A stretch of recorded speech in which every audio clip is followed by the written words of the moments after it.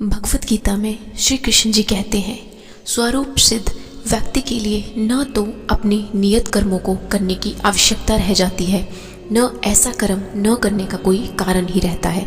उसे किसी अन्य जीव पर निर्भर रहने की आवश्यकता भी नहीं रहती। स्वरूप सिद्ध व्यक्ति को कृष्ण भावना भावित कर्म के अतिरिक्त कुछ भी करना नहीं होता। कृष्ण भावना भावित व्यक्ति किसी की शरण ग्रहण नहीं करता, चाहे वह मनुष्य हो या देवता। कृष्ण भावनामृत में वह जो भी करता है वही उसके कर्तव्य संपादन के लिए पर्याप्त है। अतः कर्म फल में आसक्त हुए बिना मनुष्य को अपना कर्तव्य समझकर निरंतर कर्म करते रहना चाहिए, क्योंकि अनासक्त होकर कर्म करने से उसे परम की प्राप्ति होती है। भक्तों के लिए श्री भगवान परम है और निर्वेशवादियों के लिए मुक्ति परम है। अतः जो व्यक्ति समुचित पथ प्रदर्शन पाकर और कर्म फल से अनासक्त होकर कृष्ण के लिए या कृष्ण भावनामृत में कार्य करता है, वह निश्चित रूप से जीवन लक्ष्य की ओर प्रगति करता है। अर्जुन से कहा जा रहा है कि वह कृष्ण के लिए कुरुक्षेत्र की युद्ध में लड़े, क्योंकि कृष्ण की इच्छा है कि वह ऐसा करे। उत्तम व्यक्ति होना या अहिंसक होना व्यक्तिगत आसक्ति है, किंतु फल की आसक्ति से रहित होकर कार्य करना परमात्मा के लिए कार्य करना है। यह उच्चतम कोटि का पूर्ण कर्म है, जिसकी संतुति भगवान कृष्ण ने ही की है। नियत यज्ञ जैसे वैदिक अनुष्ठान उन पाप कर्मों की शुद्धि के लिए किए जाते हैं जो इंद्रिय तृप्ति के उद्देश्य से किए गए हों, किंतु कृष्ण भावनामृत में जो कर्म किया जाता है वह अच्छे या बुरे कर्म के फलों से परे है।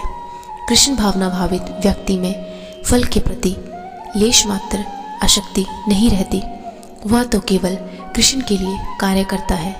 वह समस्त प्रकार के कर्मों में रत रहकर भी पूर्णतः अनासक्त रह जाता है।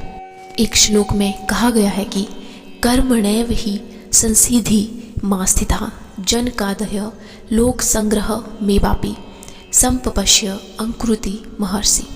अर्थात जनक जैसे राजाओं ने केवल नियत कर्मों को करने से ही सिद्धि प्राप्त की है। अतः सामान्य जनों को शिक्षित करने की दृष्टि से तुम्हें कर्म करना चाहिए। जनक जैसे राजा स्वरूप सिद्ध व्यक्ति थे, अतः वे वेदानुमोदित कर्म करने के लिए बाध्य न थे। तो भी वे लोग सामान्य जनों के समक्ष आदर्श प्रस्तुत करने के उद्देश्य से सारे नियत कर्म करते रहे। जनक सीता जी के पिता तथा भगवान श्री राम के ससुर थे। भगवान के महान भक्त होने के कारण उनकी स्थिति दिव्य थी, किंतु वे मिथिला, जो भारत के बिहार प्रांत में एक परगना है, के राजा थे। अतः उन्हें अपनी प्रजा को यह शिक्षा देनी थी कि कर्तव्य पालन किस प्रकार किया जाता है। भगवान कृष्ण तथा उनके शाश्वत सखा अर्जुन को कुरुक्षेत्र के युद्ध में लड़ने की कोई आवश्यकता नहीं थी, किंतु उन्होंने जनता को यह सिखाने के लिए युद्ध किया कि जब सत्परामर्श असफल हो जाते हैं तो ऐसी स्थिति में हिंसा आवश्यक हो जाती है। कुरुक्षेत्र युद्ध के पूर्व युद्ध निवारण के लिए भगवान तक ने सारे प्रयास किए, किंतु दूसरा पक्ष लड़ने पर तुला था। अतः ऐसे सधर्म के लिए युद्ध करना आवश्यक था। यद्यपि कृष्ण भावना भावित व्यक्ति को संसार में कोई रुचि नहीं हो सकती, तो भी वह जनता को यह सिखाने के लिए कि किस तरह रहना है और कार्य करना है, कर्म करता रहता है। कृष्ण भावनामृत में अनुभवी व्यक्ति इस तरह कार्य करते हैं कि अन्य लोग उनका अनुसरण कर सके। महापुरुष जो जो आचरण करता है, सामान्य व्यक्ति उसी का अनुसरण करते हैं। वह अपने अनुसरणीय कार्यों से जो आदर्श प्रस्तुत करते हैं, संपूर्ण विश्व उसका अनुसरण करता है। सामान्य लोगों को सदैव एक ऐसे नेता की आवश्यकता होती है जो व्यावहारिक आचरण द्वारा जनता को शिक्षा दे सके। यदि नेता स्वयं धूम्रपान करता है तो वह जनता को धूम्रपान बंद करने की शिक्षा नहीं दे सकता। चैतन्य महाप्रभु ने कहा है कि शिक्षा देने के पूर्व शिक्षक को ठीक ठीक आचरण करना चाहिए। जो इस प्रकार शिक्षा देता है वह आचार्य या आदर्श शिक्षक कहलाता है।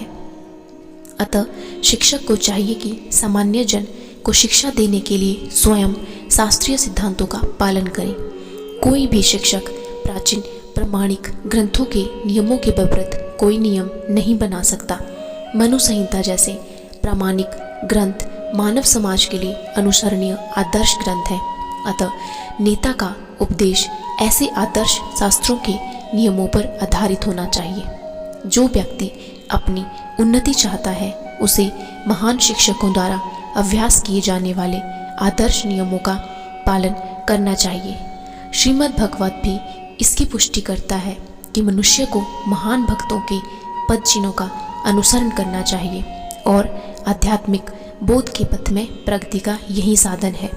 चाहे राजा हो या राज्य का प्रशासनाधिकारी, चाहे पिता हो या शिक्षक, ये सब अबोध जनता के स्वाभाविक नेता माने जाते हैं। इन सब का अपने आश्रितों के प्रति महान उत्तरदायित्व रहता है। अतः इन्हें नैतिक तथा आध्यात्मिक संहिता संबंधी आदर्श ग्रंथों से सुपरिचित होना चाहिए। तो आज के श्रीमद् भगवत गीता ज्ञान से हमने यह निष्कर्ष निकाला कि जो शिक्षक स्वयं नैतिक और आध्यात्मिक आदर्शों से शिक्षित है वहीं आगे जनता को शिक्षित कर सकता है। राधे राधे।